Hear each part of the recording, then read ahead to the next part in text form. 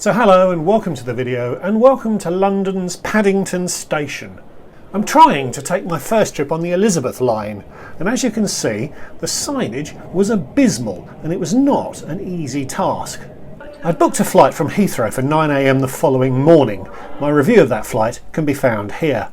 9 AM is too early for me to be able to get to the airport the same day on public transport from where I live. I had the option of getting up at 4 AM to drive or be driven to the airport, but that involves a spin of the M25 roulette wheel, so I elected to travel up the night before and stay in a hotel close to Heathrow. I'd previously stayed at a Premier Inn, an experience I reviewed here, and I would have been very happy to stay there again, but in the interests of making varied content for the channel, I opted instead to stay at the Western Ariel Hotel on the Bath Road. I could have sat on the Piccadilly line and taken a bus to the hotel from Hounslow West, but I spotted that the Hayes and Harlington station was actually closer, and that would give me an opportunity to travel on the recently opened Elizabeth line. When fully open, this will radically shift traffic patterns to and from Heathrow, greatly improving travel times from central London. It's probably the reason why BA's baby bus service from London City to New York was binned, as it won't now take much longer to get from Canary Wharf to Heathrow than it took to get to London City.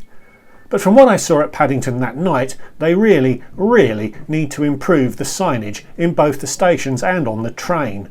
I was able to find a train heading to Heathrow, and it was nice enough when I got on board, but I wasn't certain it would actually stop at Hayes and Harlington until it actually did.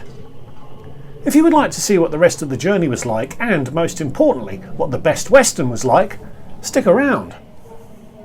Hi, I'm Matt. I've lived in 5 countries on 4 continents. I've flown over 1.4 million miles. I've visited over 100 countries, every American state, but I'm nowhere near done. So subscribe to see where I go next, and perhaps get some inspiration for your next trip. If you don't much like hanging around sketchy suburban bus stops after dark, travelling to your hotel in this way probably isn't an option for you. It's less intimidating in daylight perhaps, but straight out of the station is the bus stop, and the excellent City Mapper app will show you the options for getting to the hotel.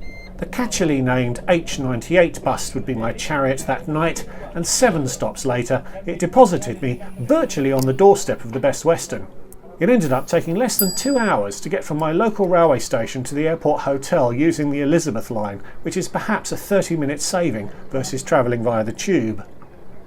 It was about 8 PM on a Sunday night, and there was some life in the lobby when I arrived.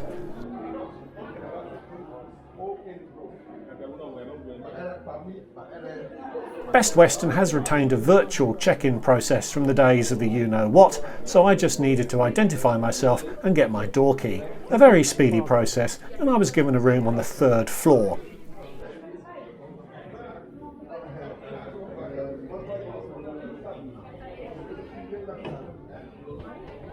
The building is circular, and rooms on the outer arc were described as executive rooms, and on this floor would have afforded a good view of the northern runway at Heathrow. I'd gone for the cheaper option on the inner arc of the building, and here it is!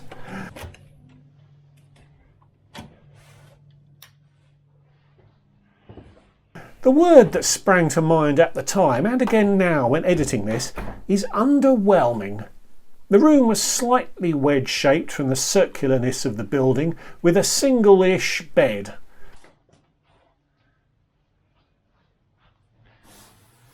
A decent bathroom to be fair, with a usable bath.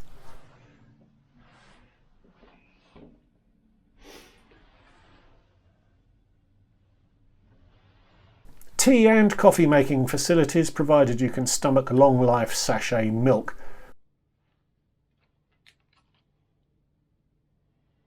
Plus a smallish wardrobe with ironing facilities. The room ticked lots of boxes in terms of the facilities you want to see in a room, but it just didn't deliver them in a particularly inspiring way. I decided to head back downstairs to check out the facilities. There was a bar and a restaurant area. They were gathering up the menus when I arrived, which was at about 8:30 PM. That indicated that the kitchen was closing, but from what I could see other people eating, it was a fairly typical pub offering. I decided to have a Guinness. I paid close to £6 for it. It wasn't poured in accordance with Guinness brand standards, and it didn't taste particularly fresh, so it wasn't an experience I'd recommend or repeat. The bed was narrow, but it was long enough for me, and I slept quite well, which I suppose is the ultimate test of a hotel room. Ground floor, doors opening. And in the morning, when it was still dark, I dropped my key and headed to the bus stop over the road for the short trip into the Heathrow Central bus station, and from there the moderate walk across to Terminal 3.